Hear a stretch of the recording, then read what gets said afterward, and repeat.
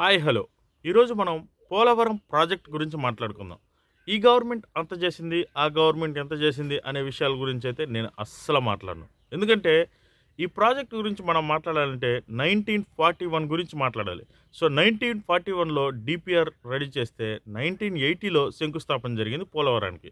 So 2015లో start అయితే 2025కి అంటే దాదాపు 10 ఏళ్ళు జరిగినా కూడా ఇంకా ప్రాజెక్ట్ పూర్తి కాలేదు.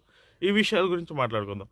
మెయిన్లీ నేను ఈ వీడియోలో పోలవరం ప్రాజెక్టుకి సంబంధించి హిస్టరీ గురించి మాట్లాడతాను. At the same time Polavaram project కట్టడం అయిపోతే త్రాగునీరు ఏ విధంగా ఉపయోగపడుతుంది, సాగునీరు ఏ విధంగా ఉపయోగపడుతుంది, ఎలక్ట్రికల్ పవర్ ఎంత జనరేట్ చేయవచ్చు, కరువుని ఎలా అరికట్టవచ్చు, టూరిజం డెవలప్మెంట్ ఏ విధంగా సహాయపడుతుంది అనే విషయాల గురించి నేను క్లియర్గా మాట్లాడడానికి ట్రై చేస్తాను. సో మా కంటెంట్ మీకు నచ్చినట్లయితే ప్లీజ్ లైక్ చేయండి, షేర్ చేయండి, అలాగే సబ్స్క్రైబ్ చేయండి.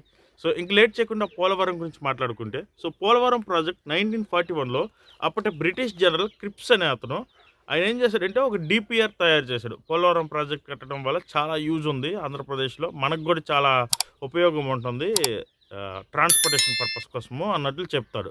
సో ఆ డిపిఆర్ అంటే ఏంటంటే డీటెయిల్ ప్రాజెక్ట్ రిపోర్ట్. అంటే ఒక ప్రాజెక్టుకి సంబంధించి ఎన్ని డేస్ పడుతుంది, అంటే ఎంత టైం పడుతుంది, అలాగే ఎంతమంది స్కిల్డ్ పీపుల్స్ అవసరమవుతారు, అలాగే అన్స్కిల్డ్ పీపుల్స్ అవసరమవుతారు, కాస్ట్ ఆఫ్ ప్రాజెక్ట్ అంటే ఎంత ఖర్చు అవుతుంది అనే విషయాల గురించి క్లియర్గా ఉంటుంది డిపిఆర్లో. సో అది ఎందుకో ఆగిపోయింది. సో ఆ డిపిఆర్ని బేస్ చేసుకొని 1980లో అప్పటి ముఖ్యమంత్రి అంజయ్ గారు మరలా ఇంకొక డిపిఆర్ని ఆ రోజున్న రేట్లకు తగ్గట్టుగా వేయించి 1980లో శంకుస్థాపన కూడా జరిపారు. ఎందుకు అన్ఫార్చునేట్లీ అది కూడా ఆగిపోయింది. 2006లో వైఎస్ఆర్ గవర్నమెంట్ వచ్చిన తర్వాత మరలా శంకుస్థాపన జరిగింది. సో సేమ్ అలాగే అంజయ్ గారు ఎలా శంకుస్థాపన చేశారో వైఎస్ఆర్ గారు శంకుస్థాపన చేయటం, ఆ తర్వాత ఆయన చనిపోవటం, ఇవంతా జరగటం వల్ల పని అయితే కాలేదు. సో 2014లో ఏపీ బైఫర్గేషన్ యాక్ట్లో 90 సెక్షన్లో పోలవరం ప్రాజెక్ట్ గురించి క్లియర్గా మెన్షన్ చేశారు. సో ఆ తర్వాత నుంచి పోలవరం స్టార్ట్ అయిందని చెప్పాలి. సో ఏపీ బైఫర్గేషన్ 2014లో ఏంటంటే 90 సెక్షన్లో ఏంటంటే పోలవరం ప్రాజెక్ట్ ఒక బహుళార్థక సాధక ప్రాజెక్ట్ అంటారు. అర్థం కాకపోతే పోలవరం ప్రాజెక్ట్ ఇది నేషనల్ ప్రాజెక్ట్. సో ఇది సెంట్రల్ గవర్నమెంట్ కట్టిస్తున్నప్పటికీ స్టేట్ గవర్నమెంట్ మానిటరింగ్లో ఉంటుంది. సో పనులన్నీ స్టేట్ గవర్నమెంటే చూసుకుంటూ ఉంటుంది. సో పోలవరం ప్రాజెక్టు ఎందుకు ఎంత ప్రత్యేకమైందనే విషయం గురించి మాట్లాడాలి. దీనికంటే ముందు పోలవరం ప్రాజెక్టు ఎక్కడ కడుతున్నారనే చెప్పాలి. ఉమ్మడి పశ్చిమ గోదావరి జిల్లా పోలవరం మండలంలో శ్రీ రామయ్యపేట వద్ద గోదావరి నది మీద నిర్మించే ఒక అద్భుతమైన ప్రాజెక్టే పోలవరం ప్రాజెక్ట్ అని చెప్పాలి. దాదాపు 194 టీఎంసీల వాటర్ని మనం నిల్వ చేయవచ్చు. అంటే సముద్రంలో కలవకుండా మనం దారి మళ్లించవచ్చు పోలవరం ప్రాజెక్టు ద్వారా.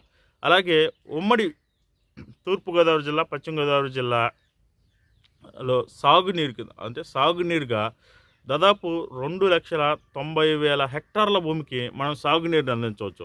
ఇక్కడ హెక్టార్ అంటే 2 ఎకరాల 46 సెంట్లు. అంటే క్లియర్గా చెప్పాలంటే 7,20,000 ఎకరాల భూమిని మనం సాగునీరుగా ఉపయోగించవచ్చు. సో దీనివల్ల సంవత్సరంలో 4 సార్లు పంటలు వేసి పంట దిగుబడిని, రైతు యొక్క ఆత్మహత్యలను కూడా మనం ఈ ప్రాజెక్టు ద్వారా సింపుల్గా తగ్గియొచ్చనే చెప్పాలి.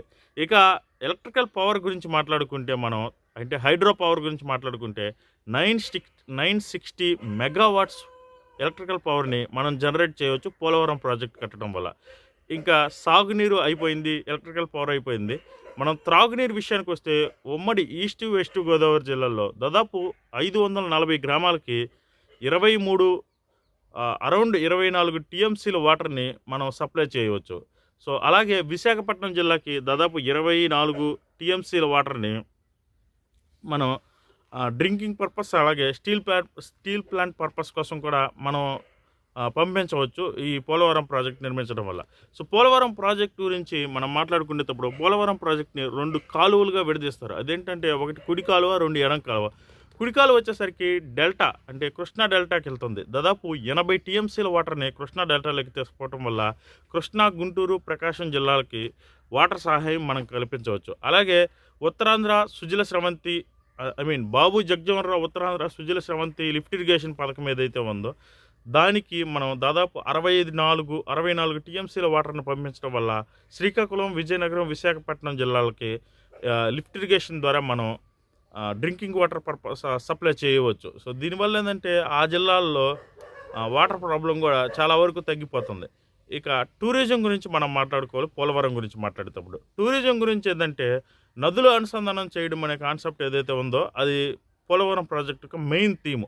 సో కృష్ణా, గోదావరి, పెన్నా నదుల్ని కలపటం వల్ల కరువులను అరికట్టవచ్చు. అంటే ఈ ఈ ఈ బెల్ట్‌లో ఉండే జిల్లాలకి మనం వాటర్‌ని నీట్‌గా సప్లై చేయటం వల్ల రైతులు పంటలు పండిస్తారు. అలాగే డ్రింకింగ్ వాటర్ పర్పస్ కూడా ఉండదు. ఒకవేళ అతివృష్టి, అనావృష్టి అంటారు కదా! వాటి వల్ల వచ్చే ఇబ్బందుల్ని మనం చాలా వరకు తగ్గించవచ్చు. ఇక టూరిజం డెవలప్‌మెంట్ అంటే ఒకసారి ఇమాజిన్ చేసుకోండి. వెస్ట్ గోదావరి జిల్లా పోలవరం దగ్గర మనం బోట్ ఎక్కితే కృష్ణా, గుంటూరు, విజయవాడ, ప్రకాశం మీదుగా నెల్లూరులో బోటు ప్రయాణం చేయడం అంటే ఎంత ఆహ్లాదకరంగా ఉంటుంది.